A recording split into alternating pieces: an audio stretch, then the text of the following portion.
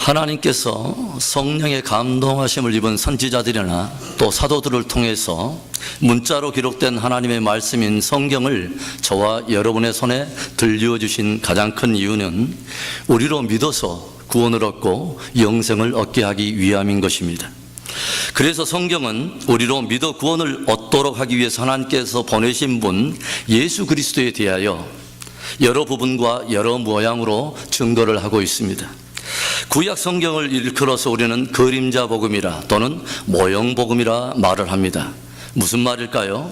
구약에 여러 등장하는 인물이나 사건 속에는 단순히 그 인물과 사건의 이야기뿐만 아니라 그 안에 예수 그리스도에 관한 복음과 그림자가 그 안에 담겨 있다고 하는 말입니다.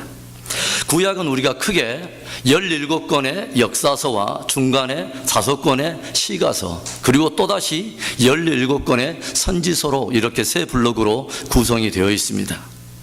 그런데 모세의 글을 포함한 이 전반부의 역사서와 욥기, 시편, 잠언, 전도, 아가서를 포함한 5개의 시가서 그리고 마지막에 등장하는 17권의 이 선지서 이렇게 구성이 되어 있는 구약은 누구를 증거할까요? 바로 예수 그리스도입니다. 함께 누가복음 24장 44절의 말씀을 함께 읽어보겠습니다. 또 이르시되 내가 너희와 함께 있을 때 너희에게 말한 바 곧 모세의 율법과 선지자의 글과 시편에 나를 가리켜 기록된 모든 것이 이루어져야 하리라 한 말이 이것이라 하시고, 예수님께서 친히 제자들에게 무엇을 가르치셨냐면 구약의 역사서나 시가서나 선지서가 이 모든 구약의 글이 자신을 가리켜 기록된 그림을 제자들에게 가르치신 것입니다. 그래서 저와 여러분이 구약을 읽을 때마다 늘 마음속에 염두해야 될 것은 무엇이냐면 바로 구약에 등장하는 인물이나 사건을 통해서 예수 그리스도가 어떻게 드러나고 그에 관한 복음이 어떻게 드러나는가를 우리는 깊이 염두하고 읽어야 하는 것입니다. 오늘 본문은 우리가 잘 알고 있는 도피성에 관한 말씀입니다. 하나님께서 여호수아와 온 이스라엘 백성들이 약속의 땅인 그 가나안 땅을 들어가서 전쟁을 통해서 정복하고 각 지파별로 모두 기업을 얻은 후에 하나님께서 어떤 특별한 제도 하나를 모세에게 또 여호수아에게 명령하신 제도가 무엇이냐면 바로 도피성에 관한 제도인 것입니다. 도피성이란 어떤 것을 말하느냐? 알지 못하고 살인에 가담한 자, 부지 중에 사람을 죽인 이 살인죄에 해당한 이 사람, 그래서 오늘 본문에는 오살한 자라고 나오죠. 오살자. 본문에는 오살자라고 나오는데 우리는 오살자. 그래서 하여간 오살자를 위하여 특별히 하나님께서 몇 개의 성읍을 지정하시고 그 죄인 된 그가 피해 보수자를 피하여 그리로 들어가서 생명을 보존하도록 하나님께서 하신 특별한 제도가 바로 도피성 제도라고 하는 것이죠. 도피성은 우리가 방금 읽은 본문대로 요단 동편의 3개의 성읍과 요단 서편의 3개의 성읍 이렇게 총 6개의 성읍을 지정하셨습니다. 자, 그럼 여기에서 다시 한번 또 문제를 내겠습니다. 하나님께서 부지 중에 살인한 자, 즉 오살한 자를 위하여 특별한 성을 정하여 그리로 피하여 들어가게 하여 생명을 보존케 하신 이 도피성은 무엇을 드러낼까요? 무엇을 드러냅니까? 제가 설교 서두에 이미 답을 드렸는데 무엇을 드러냅니까? 바로 예수 그리스도를 드러내는 것입니다. 우리가 신앙생활을 하면서 시험과 역경을 만나서 우리 신앙이 흔들릴 때마다 믿음으로 더욱더 굳게 붙들어야 될 것이 무엇이냐면 바로 예수 그리스도에 대한 복음인 것입니다. 사도 바울이 선교 여행을 하는 가운데 많은 교회들을 개척했습니다. 그리고 나중에 바울 서신을 보면은 그 개척된 교회에 여러 가지 권면의 이야기들을 서신으로 기록해서 보낸 많은 서신들이 있어요. 그런데 이 바울 서신 중에 자기가 개척하지도 않았는데 한 번도 만나보지도 않았고 자기가 가보지도 않은 교회 성도들에게 기록해서 보낸 서신 하나가 있어요. 그게 뭐냐면 바로 로마서입니다. 자기가 직접 개척한 교회가 아니에요. 자기는 한 번도 그 사람들을 만나본 적이 없어요. 그런데 사도 바울은 그 로마에 있는 성도들에게 직접 무엇인가 가장 중요하고도 가장 핵심적인 무엇인가를 담아서 그들에게 보냈습니다. 그래서 로마서의 핵심 주제가 무엇이냐? 바로 예수 그리스도에 대한 복음입니다. 예수 그리스도를 믿는 자는 하나님 앞에 의롭다 하심을 얻을 수 있다. 예수 그리스도를 믿는 자는 구원을 얻는다라고 하는 복음의 핵심적인 내용을 담아서 로마의 성도들에게 보낸 것입니다. 왜 자기가 개척하지도 않았고 이미 사실은 그들은 교인이고 성도들인데 이미 예수를 믿고 스스로 자칭 그리스도인이라고 외치는 그 사람들에게 왜 사도 바울은 다시 수고해서 복음에 대한 가장 기초적이고 핵심적인 것을 그들에게 기록해서 보냈느냐 하는 거예요. 왜냐하면 이미 믿는 교인들이고 성도들임에도 불구하고 복음은 듣고 또 들어서 확신하고 확증해야 되기 때문에 그렇습니다. 저와 여러분이 예수 그리스도를 믿으면 구원을 얻는다는 것을 어떻게 확신할 수 있을까요? 그것은 예수 그리스도를 믿으면 구원하신다고 하는 것이 하나님께서 결정하신 그분의 단호한 결정인 것을 우리가 성경을 통해서 확인할 때 우리는 더 확신할 수 있습니다. 예수 그리스도를 믿으면 구원을 얻는다는 것이 저와 여러분의 어떤 느낌이나 감정이 아니라 나의 어떤 확신이 아니라 하나님께서 결정하신 변개할 수 없는 그 누구도 흔들 수 없는 하나님께서 결정하신 그분의 확실한 뜻인 것을 저와 여러분이 확인하고 확신하고 확증하게 되면 우리는 이 복음이 실제인 것을 우리는 더 확신하게 되는 것입니다.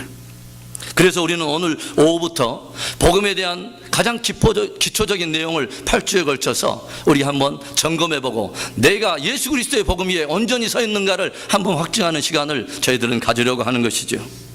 복음에 대한 기초를 더욱 든든히 세움으로 말미암아 신앙생활에 끝까지 승리하는 저와 여러분 되기를 주의 이름으로 축원합니다. 그러면 도피성 안에 담겨있는 복음이란 무엇입니까? 도피성 안에 담겨있는 예수 그리스도의 그림자는 무엇입니까? 첫째로 도피성은 죄인이 구원을 얻는 유일한 은혜의 도성입니다. 우리 한번 따라서 해봅시다. 죄인이 구원을 얻는 유일한 은혜의 도성입니다. 이스라엘 백성들 가운데는요, 이른바 탈리오법이라고 불리우는 아주 무서운 피해 복수법 하나가 있었습니다. 그것은 눈에는 눈, 이에는 이로 갚게 하는 율법이 정한 무서운 복수법, 보응의 그러한 법이었습니다. 출애굽기 21장 23절부터 25절에 이런 말씀이 기록되어 있습니다. 생명은 생명으로, 눈은 눈으로, 이는 이로, 손은 손으로, 발은 발로, 데운 것은 데움으로, 상하게 한 것은 상함으로, 때린 것은 때름으로 갚을지니라. 누군가가 사람에게 상함을 입혔다면 그 상함을 입힌 그 사람은 자기가 상함을 입힌 그대로, 그 방법대로, 그 강도로 똑같이 피해 보수자에게 상함을 당하도록 복수의 법을 정해놓고 있다고 하는 것이죠. 누군가 사람을 죽였다면 그 사람도 똑같은 방법으로 그 사람에 의해서 죽임을 당하도록 그렇게 정해놓은 것이 피해 복수법인 이 탈리오법이라고 하는 것이죠. 그래서 살인한 사람이 있다면 그 사람은 율법이 정하는 그 법에 따라서 먼저 회중 가운데 재판을 받게 되고, 고의로 그가 살인을 하였으면 피해 보수자에게 넘겨져 보수자가 먼저 손을 들어 돌로 그를 치고 모든 회중이 더불어서 돌로 쳐 죽임을 당하여 죽게 되는 것이죠. 그런데 부지 중에 살인한 사람, 이 오살한 사람에게는 하나님이 정하신 도피성으로 피하여 그 죄인이 생명을 보존할 수 있게 하신 은혜의 제도가 바로 도피성 제도라고 하는 것이죠. 오늘 이 도피성의 제도 안에는요, 한 죄인의 생명조차 귀하게 여기신 하나님의 사랑과 그 죄인조차 구원에 이르도록 원하시는 하나님의 깊은 갈망과 은혜가 담겨 있습니다. 성경이 무엇을 말합니까? 모든 사람은 율법 아래 처함받아요. 모든 사람은 율법 아래서 의인은 없나니 모든 사람이 죄인이라고 성경은 결론을 내고 있습니다. 그 사람이 고의적으로 율법을 범했던, 부지 중에 율법을 범했던 간에 율법 아래서 모든 사람들은 다 죄인이다. 이게 성경이 내리는 결론이에요.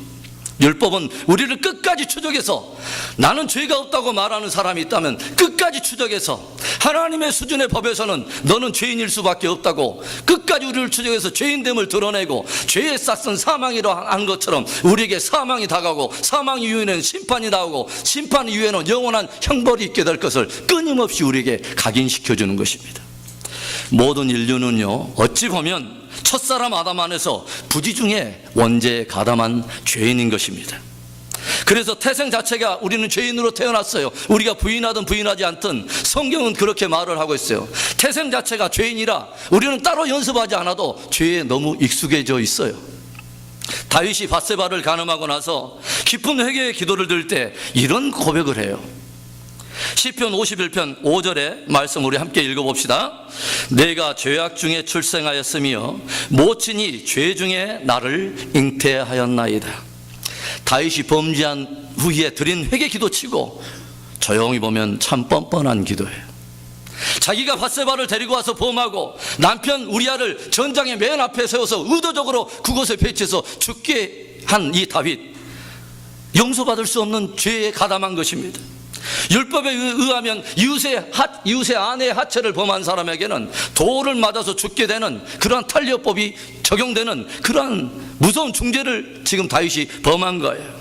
그럼에도 불구하고 다윗은 내가 이런 죄를 지은 것은 지극히 의도적인 고의적인 죄이면서 동시에 무엇이냐, 그렇게 고의적인 죄를 저지를 수밖에 없는 태어날 때부터 죄성을 가진 부지 중에 죄인으로 태어난 나의 원죄에 대한 그러한 고백을 더불어서 하고 있는 것입니다. 모든 인간은 율법 아래서 죄인인 거예요. 내가 시인하든 부인하든지 간에 성경은 저와 여러분이 율법 아래서 죄인이라고 결론을 내고 있는 것입니다. 그래서 이 율법으로 말미암아서 죄로 판정된 저와 여러분에게 드려진 운명은 어떤 거냐? 죄의 싹은 사망이요, 사망 이후에는 심판이 있으리니, 그리고 그 심판에 해당하는 모든 형벌은 영원한 형벌에 들어갈 수밖에 없는 그러한 운명인 것입니다. 그런데 이 율법 아래서 부지 중에 오살한 자가 되고 부지 중에 죄인으로 태어난 저와 여러분들 향해서 하나님께서 들려주신 놀라운 복음은 바로 이 말씀인 것입니다. 3절의 말씀입니다. 부지 중 오살한 자를 그리로 도망하게 하라. 이는 너희 중 피해 보수자를 피할 것이니라. 아멘. 쫓아오는 피해 보수자를 피해서 부지 중에 오살한 죄인이 살 길이 있다는 거예요. 피해 보수자의 끊임없는 추적을 피해서 마침내 죄인이 그리로 피하여 살 길, 살 도성을 하나님이 정하셨다는 거예요. 끊임없이 쫓아와 정죄하며 율법이 정하는 죄를 따라 마침내 영원한 형벌이 우리의 운명이 되어버린 저와 여러분을 향해서 하나님께서 그리로 피해서 우리로 생명을 얻게 하는, 구원을 얻게 하는 한 도피성이 있다고 하는 것, 이것이 죄인된 저와 여러분을 향한 주님께로부터 온 놀라운 은혜의 복음인 것입니다. 도피성은 죄인이 구원을 얻도록 하나님께서 죄인을 향하여 베푸시는 사랑과 은혜의 도성이에요. 오늘 7절과 8절을 보면요, 부지 중에 오살한 죄인이 피해야 할 것으로 하나님이 정하신 6곳의 이름이 정확히 기록이 되어 있습니다. 요단 동편에는 북쪽에 있는 베셀과 그 다음에 중부에 있는 길르앗 라못, 그리고 밑에 있는 남부의 바산이라고 하는 지역에 있는 골란이라고 하는 성읍입니다. 그리고 요단 서편에는 북쪽 갈릴리 주변에 게데스라고 하는 성읍, 그리고 주변에 있는 세겜이라고 하는 지역과 또 남부에는 기럇 아르바로 일컬어져 있는 헤브론, 이렇게 총 6개의 성읍을 하나님께서 친히 죄인을 구원하시기 위해서, 오살한 자의 그 구원을 위해서 친히 정하셔서 그로 하여금 생명을 보존하고 구원을 얻게 하셨다고 하는 것이죠. 아무 곳이나 숨는다고 다 살 수 있는 게 아니에요. 내 생각대로 숨는다고 사는 것이 아니에요. 하나님께서 죄인들이 그곳에 피하여 반드시 그곳에서 생명을 얻도록 하나님께서 정하신 도피성이 따로 있다고 하는 것이죠. 살기 위해서는 반드시 하나님께서 지정하여 주신 곳에 숨어야 하는 것입니다.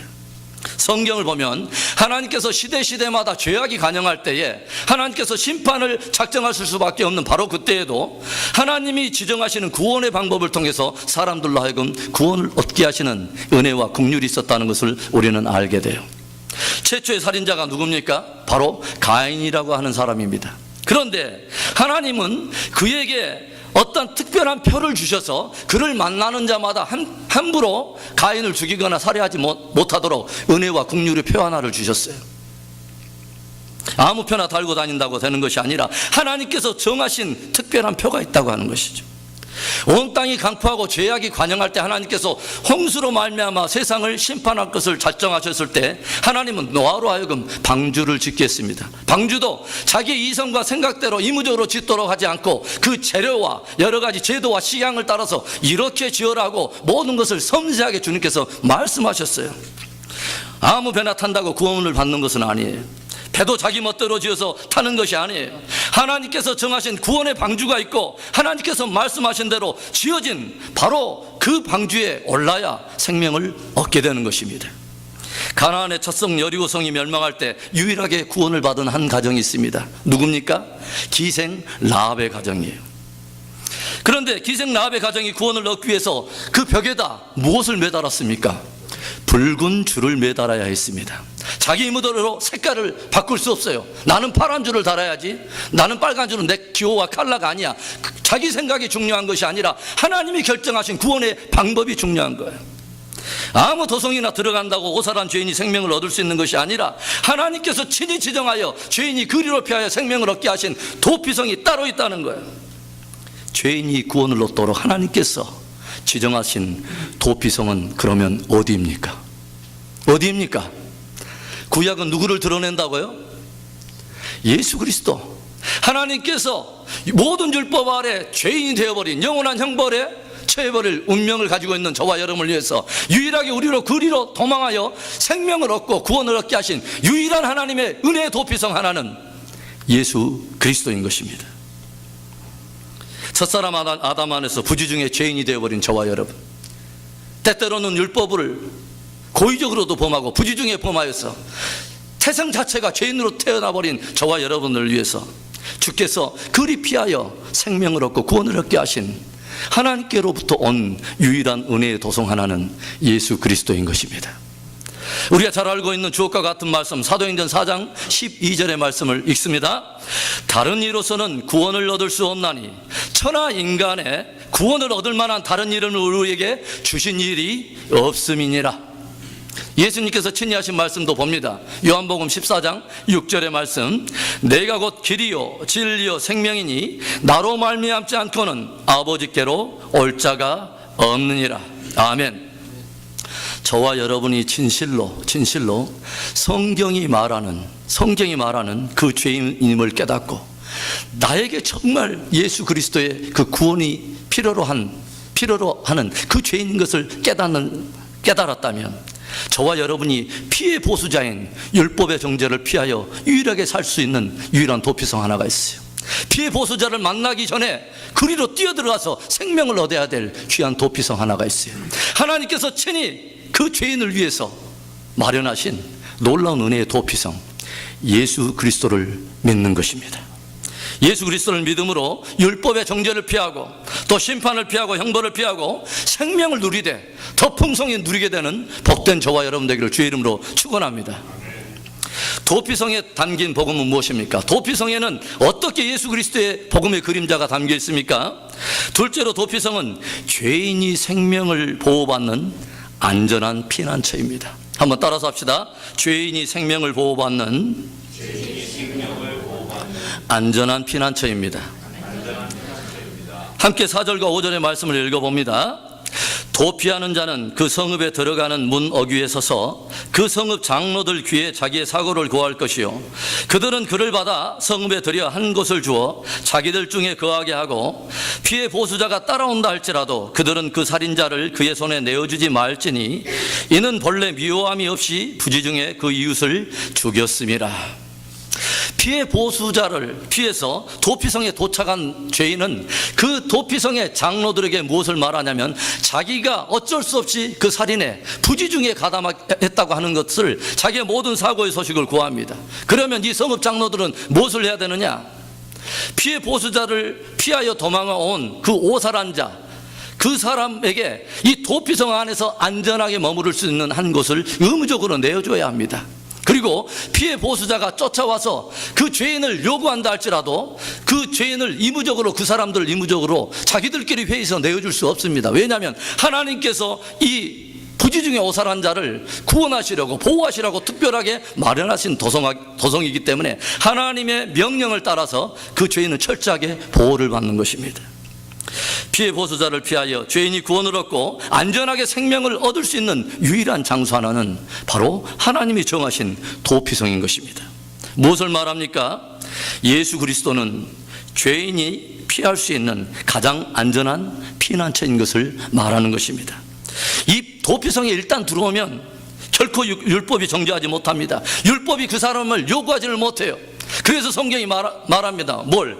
그리스도 예수 안에 있는 자는 결코 정죄함이 없느니라.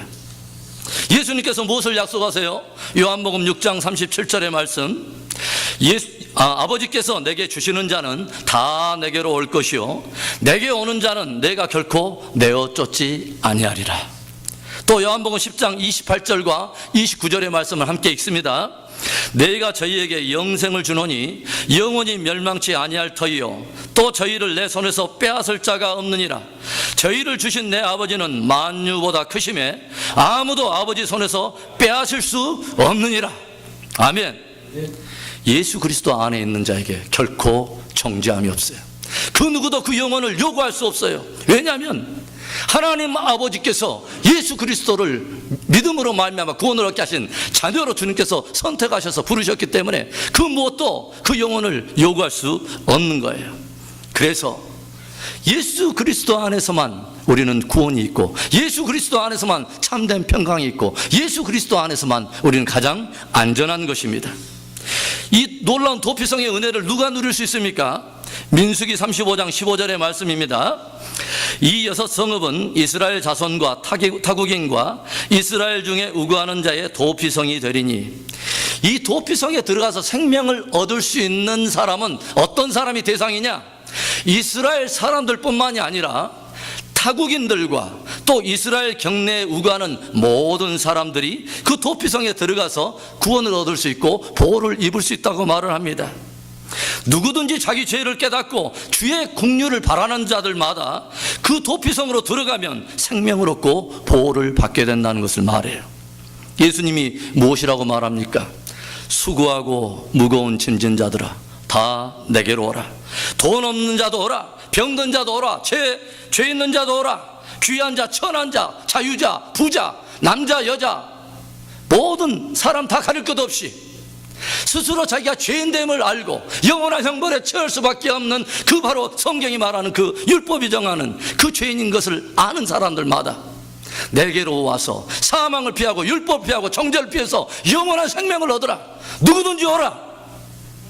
도피성은 이스라엘 전체 지역을 6지역으로 골고루 나눴어요. 그리고 그 6개 지역에 도성을 만들어서, 왜 하나가 아니라 6개 도성이나 그렇게 따로 설정을 했을까요?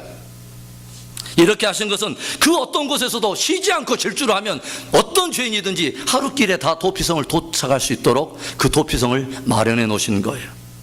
혹시나 그 길이 멀어서 이틀 걸려서 사흘길에서 그 길에서 오다가 지쳐가지고 피해 보수자에게 잡혀서 이 영혼이 상함을 당하고 죽임을 당할까 하는 죄인을 위한 하나님의 깊은 배려와 사랑이 그 안에 담겨 있는 거예요. 예수 그리스도를 믿어 구원을 얻는 것은 어려운 것이 아니에요. 예수 그리스도의 구원은 우리에게 멀리 있는 것이 아니에요. 누구든지 믿기만 하면, 누구든지 주님께 손을 내밀기만 하면 구원을 얻도록 우리의 영혼의 도피성이신 예수 그리스도는 너무도 우리에게 가까이 계세요. 계시록 3장 20절에 무엇을 말합니까? 벌지어다 내가 문 밖에 서서 두드리노니 누구든지 내 음성을 듣고 문을 열면 나는 그에게로 들어가 그로 더불어 먹고 그는 나로 더불어서 먹으리라. 신명기 19장 3절의 말씀을 우리 함께 읽습니다. 내 하나님 여호와께서 내게 유업으로 주시는 땅의 전체를 산구로 분하여 그 도로를 닫고 무릇 살인자를 그 성읍으로 도피케 하라. 유대 전승에 따르면요, 이 도피성으로 향하는 그 도로의 보폭은 무려 14m 정도에 해당하는 넓은 길이었습니다. 그 당시 어떤 도로보다 가장 넓은 도로였어요.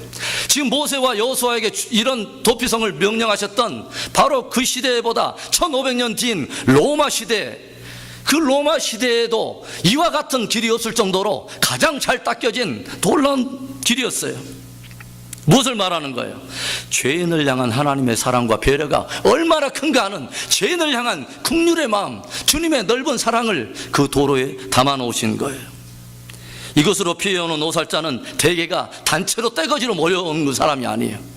부주 중에 오살한 한 개인이에요. 지극히 한 사람이에요. 한 죄인을 그렇게 구원하시기를 갈망하시는, 한 죄인이 멸망하는 것을 주님의 마음이 아니에요. 심판이 주님의 본심이 아니에요. 극한 죄에 해당한 그 사람조차도 결국은 이 도피성으로 오는 길에 그 어떤 것도 장애를 두지 마라. 그 길은 넓은 길이어야 된다. 돌아오다가 달려오다가 그 피해 보수자에게 잡혀서 죽어서는 안 된다. 그렇게 먼 길이어서는 안 된다. 그래서 우리가 이스라엘의 왕이 된 사람은요, 1년에 1차에 한 번씩 반드시 해야 될 일이 있어요. 왕이 된 자의 의무로 지정해 놓은 것이 있어요. 그게 뭐냐면 1년에 한 번은 아달월 12월에 1년에 한 차씩은 왕의 직속 명령을 통해서 이 도피성으로 가는 길을 보수해야 돼요. 만약 무너져 패였거나 장애물이 있으면 반드시 정비하도록 해서 왕의 직속 간할 도로로서 최상의 상태를 항상 유지해야 되는 것이 이 도피성을 향해서 가는 도로에 주신 하나님의 명령이에요. 딴 목적으로 변동시킬 수 없어요. 이렇게 도로를 잘 정비하고 또 관리했던 이유는 피해 보수자가 추격할 때에 오살자가 도피성에 이 피해 보수자보다 훨씬 더 일찍 도착하기를 갈망하는 주님의 사랑의 배려인 거예요. 그리고 이스라엘 전체 지역에서는요, 어디서든지 무엇을 설치해 놨냐면 미클라트라고 하는 표지판을 설치해 놓도록 만들었어요. 도피성으로 가는 길을 가리키는 길 안내 표지판을 어디 도성이나 어느 지역에서나 쉽게 찾을 수 있도록. 그래서 스스로가 죄인인 것을 알고 부지중에 이 죄인이 돼버린 이 죄인이 하나님의 긍휼로 용서함을 받기를 원하는 사람마다 어느 곳에서나 또 누구든지 쉽게 그 표지판을 보고 쉽게 그 도피성으로 가는 도로를 통해서 가서 생명을 얻도록 하신 것이 하나님의 은혜였습니다. 이 도피성으로 가는 이 표지판, 이 도피성 누구를 위한 것입니까? 부지중에 오살한 한 죄인을 위해서, 부지중에 오살한 한 죄인, 율법의 그 정죄로 말미암아 죄인이 되어버린 바로 저와 여러분을 향한 하나님의 사랑의 배려인 것을 믿습니다.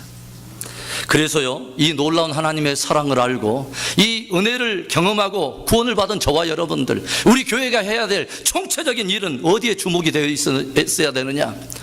도피성으로 가는 표지판이 되는 거예요. 예수 그리스도를 증거하는. 그래서 그 누구도 이 표지판이 없어서, 표지판이 흐려서 그 도로로 가는 길에 장애가 있어서 누구든지 구원에 이르지 못하는 사람이 없도록 우리 교회가 가장 심혈을 기울이고 저와 여러분이 가장 심혈을 기해야 될 모든 일들의 최종적인 목적은 선교와 복음 전도에 연결되어 있어야 되는 거예요. 모든 사람들이 표지판을 보고 저와 여러분의 인생을 보고 저와 여러분이 무엇인가를 결정하는 기준을 보고 예수 그리스도를 읽어갈 수 있도록 저와 여러분 자체가 예수 그리스도의 편지가 되어야 되는 것이죠. 왜 저와 여러분이 직분을 받았습니까? 도피성으로 달려가는 길을 사람들에게 알리라고 그러는 거예요. 왜 저와 여러분에게 은사를 주십니까? 도피성으로 가는 표지판 인생으로 살라고. 왜 하나님께서 우리에게 은혜 비전교회라고 하는 신앙 공동체로 우리하고 동맹하게 하고 연합하게 하였습니까? 죄인들이 달려가서 생명을 얻도록 영원한 도피성이 되시는 예수 그리스도를 향한 그 길을 우리에게 가르쳐 주라고 우리를 한 공동체로, 이 신앙의 소명 공동체로 부르신 것을 믿습니다.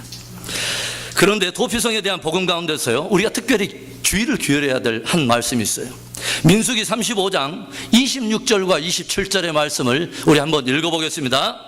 살인자가 어느 때든지 그 피하였던 도피성 지경에서 나갔다 하자, 피를 보수하는 자가 도피성 지경 밖에서 그 살인자를 만나 죽일지라도 위하여 피 흘린 죄가 없나니. 부지중에 오살했던 이 죄인이 하나님께서 마련하신 도피성에 들어가 있는 동안에는 생명을 보존을 받고 또 안전하게 피할 수 있는 산성이요, 요새예요. 그런데 이 사람이 그 도피성 지경을 어떤 이유가 됐는지 모르지만 빠져나갔어요. 그래서 나가 있는 동안에 피해 보수자를 만나서 피해 보수자에 의해서 살해를 당하고 죽임을 당했다 하자. 그런데 이렇게 되면 그 책임이 누구 있느냐? 피해 보수자에게 있는 것이 아니라 도피성을 빠져나간 바로 그 죄인에게 있다는 것을 명심하라는 거예요. 오직 구원은 예수 그리스도 안에만 있는 거예요. 예수 그리스도 밖으로 나가면 곧장 피해 보수자인 율법이 우리를 발견해서 정죄하고 곤짝 심판으로 끌고 가고 영원한 형벌로 끌고 가는 거예요. 영생은 예수 그리스도 안에만 있는 거예요. 참된 평강은 예수 그리스도 안에만 있는 거예요. 그래서 저와 여러분이 해야 될 가장 믿음의 최고의 보배로운 행동은 뭐냐? 그리스도 안에 견고하게 붙어 있는 것입니다. 사랑하는 성도 여러분, 부지 중에 오살한 한 죄인이 부지 중에 오살한 한 죄인이지만 그 죄인의 생명조차 사랑하신 하나님의 은혜가 있어요. 그 죄인이 심판받아서 형벌에 처하는 것은 주님의 마음이 아니기 때문에 자신의 하나밖에 없는 그 유일한 도피성인 예수 그리스도를 보냄으로 말미암아 저를 믿는 자마다 율법이 정죄하지 못하고 평강 가운데 견고하고 안전한 도성이 되어서 가나안 땅에 들어오기까지 주께서 우리를 보호하기를 원하시는 도피성이 있어요. 예수 그리스도 말입니다. 우리의 영원한 피난처 되신 예수 그리스도 안에서 이 은혜를 풍성히 누리는 저와 여러분 되기를 축원합니다. 도피성에 담긴 복음은 무엇입니까? 이 도피성 안에는 그리스도의 복음이 어떻게 그림자처럼 그 안에 담겨 있습니까? 셋째로, 도피성은 죄인이 참 해방을 얻는 자유의 도성입니다. 함께 또 따라합니다. 죄인이 참 해방을 얻는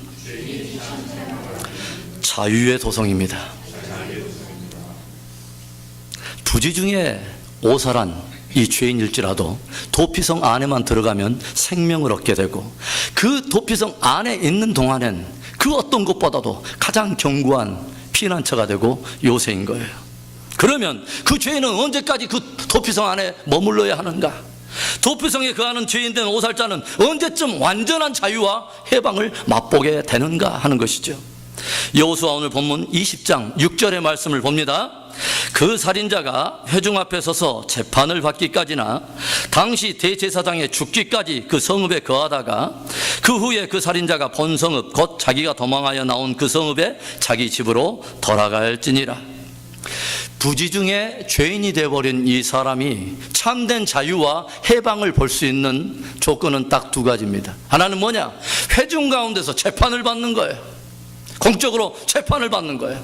그리고 두 번째는 그 당대의 대제사장, 자기가 머물고 있는 그 성읍의 대제사장이 죽게 되면 이 죄인의 모든 죄도 사면을 받게 돼요. 그래서요, 이 도피성에 부지 중에 오살한 죄인이 들어가면 은근히 기다리는 게 있어요. 뭐겠어요? 사장은 사장인데 대제사장이 죽는 것을 은근히 바라는 아름다운 마음을 갖고 있어요. 대제사장은 영적으로 무엇을 말하는 것입니까? 누구를 드러낸다고요? 예수 그리스도. 예수 그리스도. 대제사장 되신 예수 그리스도께서 세상에 오셔서 모든 만민의 죄를 위하여 십자가의 죽임을 당하게 되면 믿는 모든 자들이, 그 사람이 고의든 또는 부지 중에 죄인이 되었던 저를 믿는 자마다 구원을 얻게 되고 이것이 영원토록 자유와 해방이 되도록 하신 그 하나님의 귀한 복음의 절정이 바로 여기에 있는 거예요. 예수님이 이 땅에 오셔서 모든 인류의 죄악을 지고서 율법이 정하는 저주를 따라 모든 회중들 앞에서 재판을 받습니다. 부지 중에 오살한 자라도 이 죄인된 저와 여러분을 위해서, 저와 여러분이 받아야 될 모든 공개의 재판을 주님께서 친히 담당하시고 대제사장이신 그분은 하나님의 공의를 충족하기 위해서 십자가에 자신의 몸을 던짐으로 말미암아 마침내 죽임을 당하신 거예요. 그래서 회중 앞에서 받아야 할 오살자의 재판을 대신해서 받으시고 우리의 죽음을 대신하여 대제사장으로서 죽임을 당하심으로 인해서 이 부지 중에 오살한 자가 참된 자유와 해방을 얻기 위한 두 가지 조건을 다 만족시키신 거예요. 그래서 이제는 저를 믿는 자마다 참된 자유와 참된 해방이 있고 영원한 생명이 저와 여러분에게 실제가 된 것입니다. 참으로 감사한 것은요, 저와 여러분은 이런 은혜 시대에 살고 있다는 거예요. 이미 범죄한 후에 대제사장 언제 죽나 이렇게 기다릴 필요가 없는 시대에 우리는 살고 있다는 거예요. 지금 신약시대는 이미 대제사장이신 그 예수 그리스도께서 대속의 죽음으로 말미암아 완전한 구원을 이미 이루어놨기 때문에 이제는 누구든지 믿고 회개하여 저를 영접하면 참된 구원, 참된 해방, 참된 자유함을 얻게 되는 것입니다. 이것이 은혜요, 이것이 축복인 거예요. 주님께서 단번에 영원한 속죄를 이루시고 지금 하늘 지성소로 들어가시는 것은 저를 믿는 자마다 영생을 얻게 하려고 자신이 지성소에 들어가신 것 같이 우리도 죽음과 형벌을 맛보지 않고 영원한 지성소로 우리를 인도하시려고 하는, 우리를 향한 하늘에 낸 소중한 길이 되는 것입니다. 누구든지 이 도피성 안에서 보호받지 못할 사람 한 사람도 없어요. 이 길은 굉장히 넓습니다. 이 길은 굉장히 가깝습니다. 이 길은 굉장히 견고합니다. 오늘 혹시 우리 가운데 누군가 죄의 문제로 고민하신 분이 있습니까? 누군가 수고하고 무거운 짐을 지고 오늘 어두운 터널을 지나고 가고 계시는 분 계십니까? 참된 안식을 얻지 못해서 두려움 가운데서 오늘 방황하고 있는 그 누군가가 계시다면 피해 보수자를 만나기 전에 하나님께서 그리로 피하여 영원한 생명을 얻게 하고 자유함을 얻게 하고 견고한 피난처가 돼서 확실한 보장으로 우리를 견고하게 지켜내시는 예수 그리스도를 믿고 영접하는 귀한 은혜가 있기를 축원합니다. 마지막으로 저는 오늘 이 말씀을 기억하면서 함께 로마서 8장 1절 2절을 함께 우리가 암송하면서 오늘 설교를 마치려고 합니다. 함께 읽습니다. 그러므로 이제 그리스도 예수 안에 있는 자에게는 결코 정죄함이 없나니 이는 그리스도 예수 안에 있는 생명의 성령의 법이 죄와 사망의 법에서 너를 해방하였음이니라. 아멘. 기도하겠습니다.